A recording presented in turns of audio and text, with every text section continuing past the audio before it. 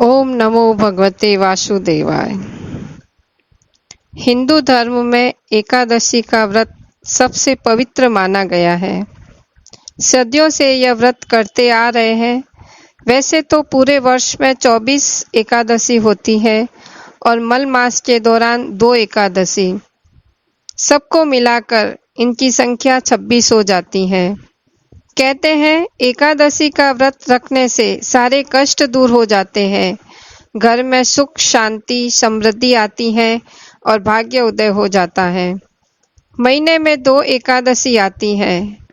काफी लोग ऐसे हैं जो इस व्रत को नहीं रख पाते या किसी कारण से यह व्रत छूट जाता है, जो कि छूटना नहीं चाहिए। इससे व्रत का फल पूर्ण रूप से नहीं मिल पाता। आप लोगों ने शायद यह कहते सुनते सुन रखा होगा कि हमने व्रत किया, हमारे तो कुछ फर्क नहीं पड़ा, कुछ लाभ नहीं हुआ। और वे लोग होते हैं जो विधिवत एकादशी का व्रत नहीं करते। इसलिए भगवान ने निर्जला एकादशी का व्रत बताया है, जो कि ज्येष्ठ मास के शुक्ल पक्ष में आती है। इस एकादशी को यदि नियम पूर्वक किया जाए तो यह एकादशी पूरे वर्ष की यानी 24 एकादशी का फल देती है। आइए जानते हैं निर्जला एकादशी के बारे में। सबसे पहले तो निर्जला एकादशी का अर्थ क्या है वह समझे। नी जर ला, नी प्लस जल यानी यानी तो नहीं, किसी के बिना, किसी के बगैर, और जल यानी पानी। पानी के बगैर जो एकादशी की जाती है वही निर्जला एकादशी मानी जाती है। कहते हैं इस एकादशी को पानी भी नहीं पीना चाहिए। बगैर पानी बगैर फलाहार के यदि यह एकादशी करे तो 24 एकादशी का फल मिलता है। जब पांडवों को वनवास मिला हुआ था तब भगवान कृष्ण एक दिन पांडवों की कुटिया में आए, तो उस दिन एकादशी थी। सभी के एकादशी का व्रत था। माता कुंती, युधिष्ठिर, अर्जुन, नकुल, सहदेव सबके एकादशी का व्रत कर रहा था। केवल एक भीम ही थे जो भोजन कर रहे थे। जब कृष्ण ने यह देखा तो उनसे रहा नहीं गया। बोले, भ्राता भीम, आज एकादशी है और तुम भोजन कर रहे हो। एकादशी के दिन तो अन्न खाना पाप के समान है। सभी ने इस व्रत को किया, तुमने क्यों नहीं किया? तब भीम ने हाथ जोड़कर भगवान श्री कृष्ण से कहा कि हे मधुसूदन, मेरे पेट में अग्नि का निवास है। जब मैं भोजन करता हूँ तभी वह अग्नि शांत रहती है, इसीलिए मैं भूखा नहीं रह सकता। मैं भगवान की विधिवत पूजा अर्चना कर सकता हूँ पर भूखा नहीं रह सकता। तब भगवान ने कहा, एकादशी के बगैर तो तुम्हें पुण्य प्राप्त नहीं होगा, तुम्हें स्वर्ग नहीं मिलेगा। तब भीम ने कहा कि मधुसूदन, कुछ भी हो जाए मैं भूखा नहीं रह सकता। तब भगवान ने कहा, चलो कोई बात नहीं, पूरे वर्ष की एकादशी तुम विधि पूर्वक नहीं कर सकते तो एक एकादशी तो तुम पूरे वर्ष में कर सकते हो। इस एक एकादशी से तुम्हें पूरे वर्ष की एकादशी का फल प्राप्त हो जाएगा। तब भीम ने कहा, बताइए मधुसूदन, वह कौन सी एकादशी है? एक एकादशी तो मैं विधिवत कर लूंगा। तब श्री कृष्ण ने कहा, ज्येष्ठ मास के शुक्ल पक्ष की एकादशी का व्रत करो। उस दिन तुम्हें पानी भी नहीं पीना, कुछ भी फलाहार नहीं करना, दिन रात भूखे प्यासे रहकर भगवान की आराधना करनी है। यही एकादशी निर्जला एकादशी या भीमसेनी एकादशी के नाम से जानी जाएगी, क्योंकि इसी दिन तुम बगैर पानी पूरे वर्ष की यह एकादशी करोगे तो ये तुम्हारे नाम से एकादशी जानी जाएगी। इस एकादशी में केवल स्नान व आचमन यानी कि भगवान का चरणामृत के सिवा जल वर्जित है।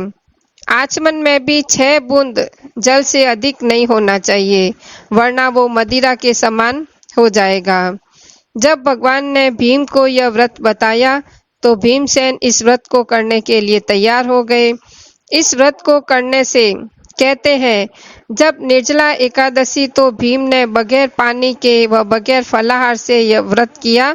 उस एकादशी के दिन पूरे दिन वह पानी में रहे, क्योंकि उनसे भूख सहन नहीं होती। उनके पेट में अग्नि का वास था।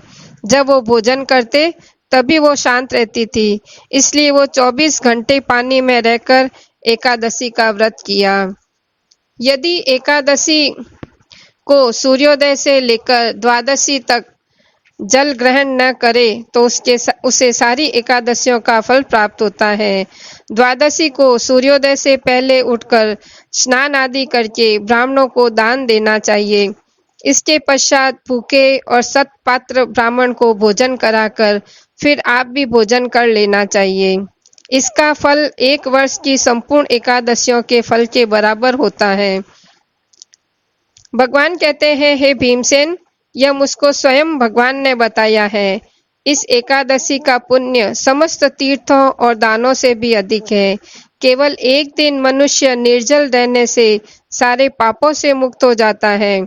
जो मनुष्य निर्जला एकादशी का व्रत करते हैं, उनको मृत्यु के समय यमदूत आकर नहीं घेरते, वरन भगवान के पार्षद उसको पुष्पक विमान में बैठाकर स्वर्ग को ले जाते हैं।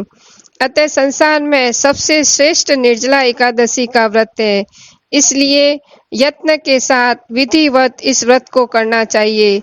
उस दिन ओम नमो भगवते वासुदेवाय इस मंत्र का उच्चारण करना चाहिए और गो का दान भी करना चाहिए। इस प्रकार व्यास जी के अनुसार भीमसेन ने, भगवान के अनुसार मधुसूदन के अनुसार भीमसेन ने इस व्रत को किया। इसलिए इस एकादशी को भीमसेनी या पांडव एकादशी भी कहते हैं।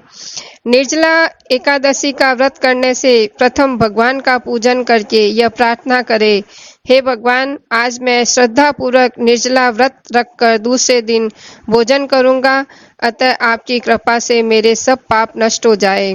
इस दिन जल से भरा हुआ एक घड़ा वस्त्र से ढककर स्वर्ण सहित दान करना चाहिए। जो मनुष्य इस व्रत को करते हैं, उनको करोड़ फल सोने के दान का मिलता है, और जो इस दिन यज्ञ आदि करते हैं, उसका फल तो वर्णन ही नहीं किया जा सकता।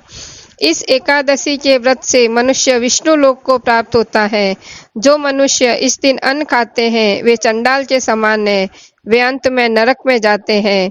जिन्होंने निर्जला एकादशी का व्रत किया है, वह चाहे ब्रह्म हत्यारे ही क्यों न हो, मद्यपान करते हो, चोरी करते हो, गुरु के स्वादेश करते हो, मगर इस व्रत को अगर विधि पूर्वक किया जाए तो वो भी मनुष्य स्वर्ग में जाते हैं।